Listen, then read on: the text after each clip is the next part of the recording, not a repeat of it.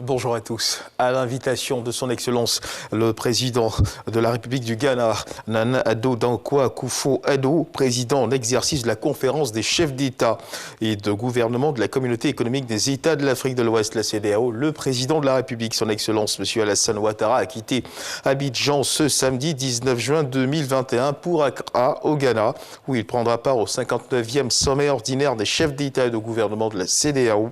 Ce sommet examinera la situation politique, sécuritaire et économique de la sous-région.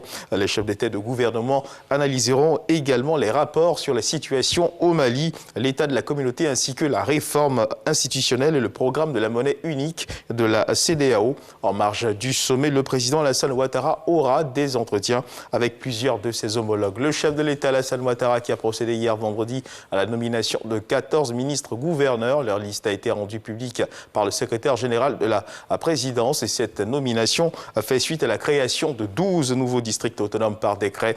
Suivons ensemble les éclairages apportés par notre reporter Mahama Traoré sur justement la constitution de ces nouvelles circonscriptions.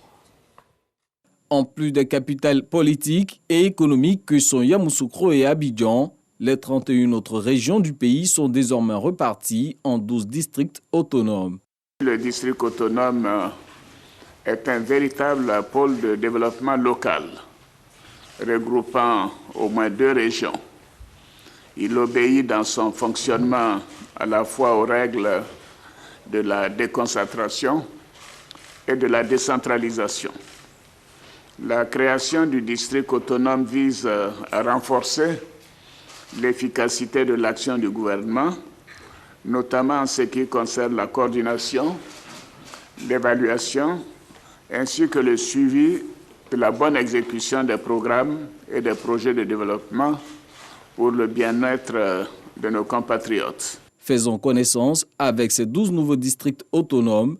Celui d'Idelac aura pour chef-lieu la ville de Dembokro et sera constitué des régions du Nzi, du Ifou, du Bélier et du Moronou. Toujours au centre du pays, retrouvons le district autonome de la vallée du Bandama et son chef-lieu Boaké. Ce district cumule les régions de Gbeke et du Hambol. Le district autonome de la Komoé regroupe les régions de l'Indéné-du-Ablin et du Sud Komoé avec pour chef-lieu Abengourou. Le nord du pays est désormais subdivisé en 3 districts autonomes, celui des Savanes, du Denguélé et du Woroba. Celui des Savanes est composé des régions du Poro, de la Bagoué et du Tchologo. Korogo en est le chef-lieu. Le district autonome du Denguélé est formé des régions du Kabadougou et du Folon, avec Odiéné pour capitale. Le district autonome du Woroba est fort des régions du Béré, du Bafing et du Worodougou, avec Séguéla pour chef-lieu. L'ouest et le centre-ouest du pays sont désormais représentés par 3 districts autonomes, celui des montagnes composé des régions du Tonkpi, du Guémon et du Cavali, avec la ville de Mans pour chef-lieu. Les régions du Go et du Lodjibois forment désormais le district autonome du Godjibois. La cité de Gagnoa en est la capitale. Et le district autonome du Sassandra-Maraoué, regroupant les régions du Haut-Sassandra et de la Maraoué avec Daloa comme chef-lieu.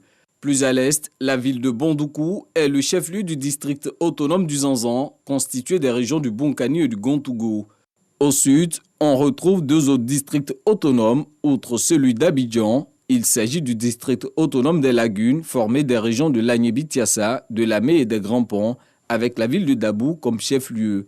Le district autonome du Bas-Sassandra regroupe quant à lui les régions de la Nawa, de San Pedro et du Boclé. La deuxième ville portuaire du pays, San Pedro, en est la capitale.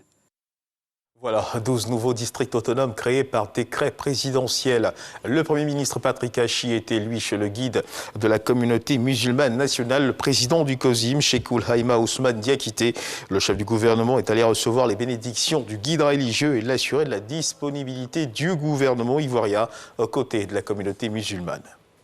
Dans l'actualité internationale, en République démocratique du Congo, un mois après l'éruption du volcan Nyiragongo à Goma, dans l'est de la RDC, le désengorgement de la ville est à l'ordre du jour. Pour les spécialistes, cela permettra d'éviter une catastrophe. Rappelons qu'en mai, la cohue des habitants pour évacuer Goma a provoqué d'énormes embouteillages en direction de la ville de Saké. Et puis on termine avec cette information en Iran. L'ultra-conservateur Ebrahim Raïssi a remporté la présidentielle iranienne d'hier, vendredi 18 juin, au premier tour avec plus de 62% des voix. Selon des résultats officiels partiels publiés ce samedi 19 juin, sur 28,6 millions de bulletins dépouillés, Ebrahim Raïssi a obtenu plus de 17,8 millions de voix. C'est ce qu'a déclaré Jamal Hof, président de la Commission nationale électorale, lors d'une conférence de presse à Téhéran.